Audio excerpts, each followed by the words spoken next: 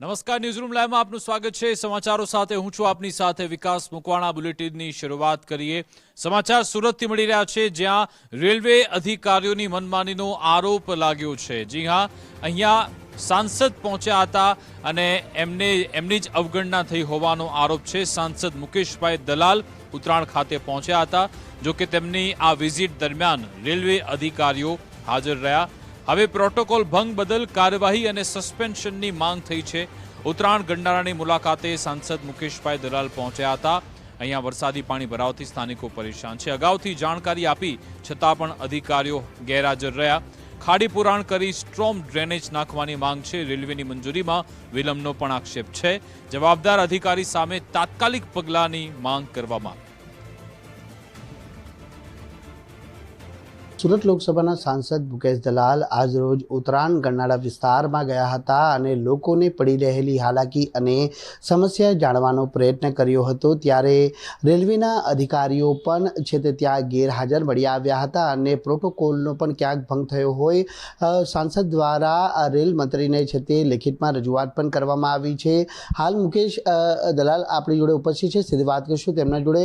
મુકેશભાઈ, સૌપ્રથમ તો ત્યાંનો જે બેઝિકલી પ્રશ્ન શું છે અને ખાસ કરીને શું ગંભીર બેદરકારી પણ ત્યાં મળી આવી છે? ત્યાં અમારા ભારતીય જનતા પાર્ટીના કોર્પોરેટર દ્વારા મને રજૂઆત મળી હતી કે ઉત્તરાયણમાં 2 ગરનાળા પડે છે।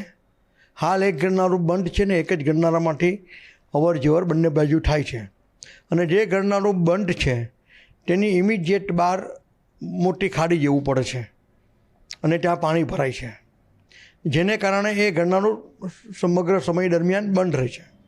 એટલે આ સમગ્ર જગ્યા રેલવેની માલિકીની છે।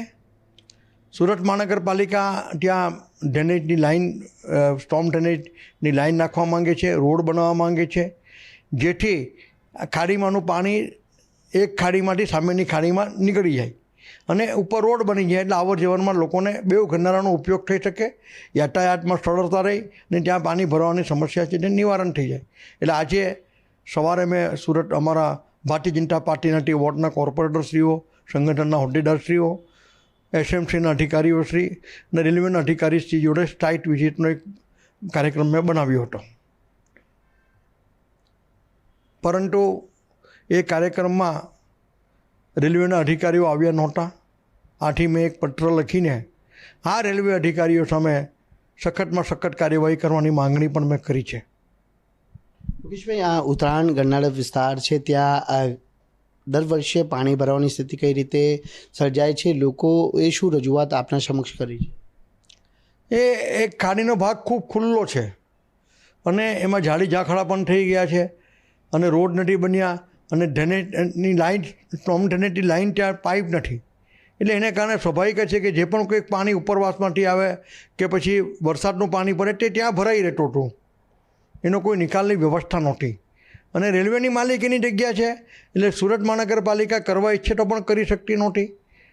અમારા ભારતીય જનતા પાર્ટીના કોર્પોરેટરના ધ્યાનમાં આ પ્રશ્ન આવતા એ લોકોએ મારું ધ્યાન દોર્યું હતું અને આજે મેં સાઇટ વિઝિટ કરીને ને નક્કી કર્યું છે કે ભાઈ આની રજૂઆત કરીને આ પ્રશ્નોનો નિવેડે લાવી દેવું।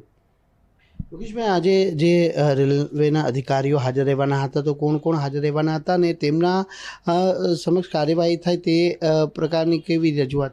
સામાન્ય રીતે સાંસદ જ્યારે રેલવેમાં પ્રિમાઇસીસમાં સાઇટ વિઝિટ કરવાનો હોય ત્યારે રેલવેના અધિકારીઓએ હાજર રહેવું એ પ્રોટોકોલ છે અને રેલવે મંત્રીશ્રીની સૂચના પણ છે અને મારી ઓફિસમાંથી તેઓને જાણ થઈ હતી કે આજે સવારે 10 કલાકે સાંસદશ્રી આ જગ્યા પર રાઉન્ડ પર આવવાના એટલે તમારે હાજર રહેવું, પણ કમનસીબે ત્યાં આગળ કોઈ પણ અધિકારી રેલવેનો હાજર નહોતો। આથી મેં એક પત્ર લખીને આ અધિકારીઓ સામે સખત કાર્યવાહી કરવાની અને સસ્પેન્ડ કરવાની માંગણી કરી છે। બિલકુલ, આ હતા સુરત લોકસભાના સાંસદ મુકેશ દલાલ, જેમણે કહ્યું છે કે ઉત્તરાયણ ગરનાળા વિસ્તારની અંદર એક તરફનું ગરનાળું ખુલ્લું છે તો બીજી તરફનું ગરનાળું બંધ છે, જેની પાછળનું કારણ એ છે કે રેલવેની પ્રિમાઇસીસની જગ્યા આવેલી છે અને ત્યાં સ્ટ્રોમ ડ્રેનેજો ઊભું કરી અને રસ્તો ખુલ્લો કરવામાં આવે, જેથી કરી કે યાતાયાત એટલે કે વાહનોની અવરજવર સરળતાપૂર્વક થઈ શકે। એટલે ખાસ કરીને અહીં સ્થળ વિઝિટ જ્યારે કરવામાં આવી ત્યારે અગાઉથી જ રેલવે વિભાગના સંબંધિત અધિકારીઓને આ બાબતની જાણ જાણ કરવામાં આવી હોવા છતાં પણ રેલવે વિભાગના અધિકારીઓ ત્યાં ગેરહાજર છે તે રહ્યા હતા અને પ્રોટોકોલનો પણ ભંગ કર્યો હતો। ત્યારે આવા અધિકારીઓ સામે તાત્કાલિક ધોરણે કાર્યવાહી કરી સસ્પેન્ડ કરવામાં આવે તેવી માંગ પણ છે તે સાંસદ મુકેશ દલાલ દ્વારા હાલ કરવામાં આવી છે। કેમેરામેન વિરલ વ્યાસ સાથે રાકેશ બ્રહ્મભટ્ટ, ગુજરાત ફર્સ્ટ, સુરત।